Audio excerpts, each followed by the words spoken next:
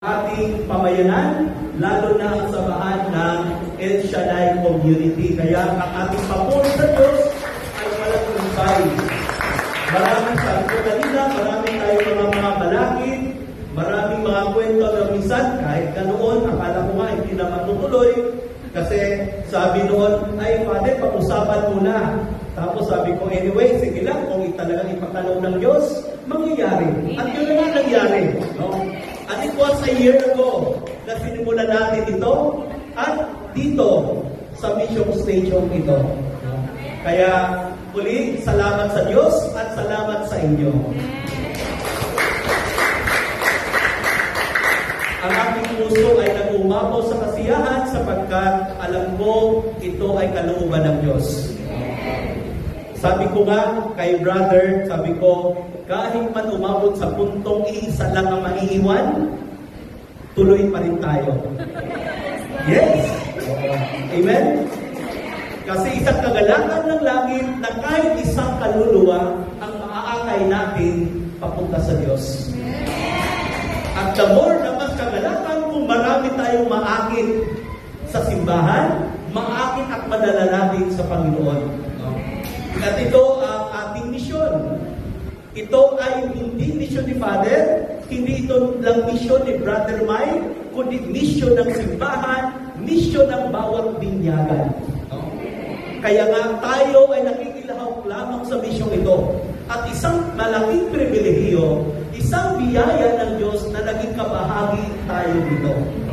So we are so blessed because we've been part of this community. Isang komunidad, isang samahan na puno ng kasiyahan, samahan na puno ng pagpapala ng Diyos. Kahit maraming problema, kahit maraming mga pagsubok, pero naging mas matibay at matatag, hindi dahil tayo matatag, kundi matibay ang ating sinasandalan na walang iba kundi ang El Shaddai. Praise the Lord! Napakaganda ang ating pagbasa sa araw na ito. Una, sa first reading na itinuturo sa atin ng karanasan mismo ni San Pablo. Sabi ni San Pablo, sa tuwing ako'y gumagawa ng mabuti, hinihila ako ng tukso ng kasamaan. Which is in fact true. Kasi gano'n naman lagi. Para bang nag-aaway yung mabutihan at kasamaan. Para bang sinasabi nga nila, in fact, para bang dalawang horse yan eh. Dalawang kabayo, puti at itim. Bawat daw isa sa atin, parang gano'n. In fact, sinabi ito ni, I think, isang philosopher. No? Sabi niya, mayroon na tayong inaalagahang dalawang kabayo, itim at puti. Na magtanong, alin ba ang mas mabilis tumubo at lumaki? Ang sabi niya, depende kung sino yung madalas mong pinapakain. Kung pinapakain mo lang yung maitim, mas mabilis lumaki ang itim. Pero kung mas madalas mong inalagaan ang kabutihan, ang puti, mas mabilis ito lumaki. Na minsan para bang gano'n nag-aaway yung kabutihan at kasamaan. Minsan kailangan mong mamili. Pero ika nga lagi, mas maganda lagi, piliin mo kung ano ang tama. Piliin mo yung mabuti. Kahit minsan hinihila ka ng kasamaan at tukso. Diba? Para bang minsan sabi mo, mag-atid ako ng prayer meeting ngayon? Umuulan eh. Sasabihin ng masama, sasabihin ng demonyo, huwag na. Magsasayang ka lang doon ng oras. Kung magpapadala ka, hindi ka pupunta. Pero paglabanan mo, sasabihin mo, hindi. Umulan man umaraw, hindi ako magpapatinag sapagkat nandoon ang Diyos naghihintay sa akin. Kaya nga, napakalagang bagay ng bawat isa sa atin. Alam ko, may mga struggle tayo. May mga pinagdaanan tayong pagsubok. Pero ika nga lagi, pag laging nasa grasya ng Diyos, walang sino mang makapagkahadlang sa atin. Walang sino mang magiging hadlang sapagkat kakampi mo ang Diyos. Walang sino mang hahadlang sapagkat kasama mo ang Diyos. Diba? Sabi nga sa kanta natin, kasama natin ang Diyos. Di ako mangangamba, di ako matatakot. Kasama natin ang Diyos. Pwede ba natin katahin yun? Yeah? Maganda yun eh. Ang ganda ng kanta, ang ganda ng mensahe ng kanta. Praise the Lord, kasama natin ang Diyos.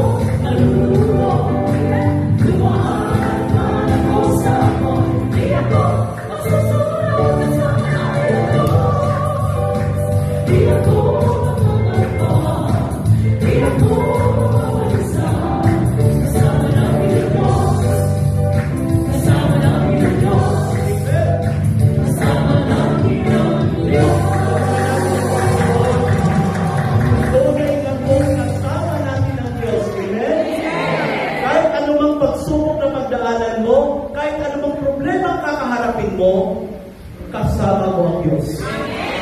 At ito ang ating pinagsumikapan na susundan at gagawin. Ito ay misyon, hindi misyon ko, hindi misyon mo, kundi misyon ng bawat binyagan. Kaya po, walang dahilan na para malungkot, walang dahilan para mababagot, walang dahilan para sumuko. Dahil kasama sa atin, sa ating paglalakbay ang Panginoon. Kaya napakahalagang bagay na ito'y maging paalala sa atin. Ito'y panimula lamang.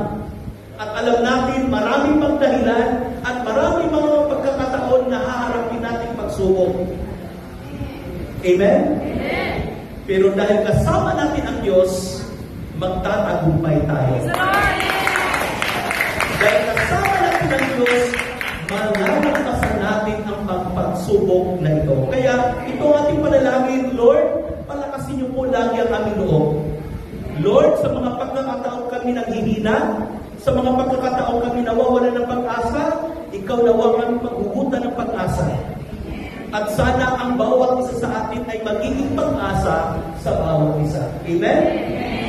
Ang ating pag-asa ay nakaugat doon sa ating ugnayan sa Diyos, si El Shaddai, na siyang ating bukal ng ating buhay. Amen? Palapakan natin sa Panginoon.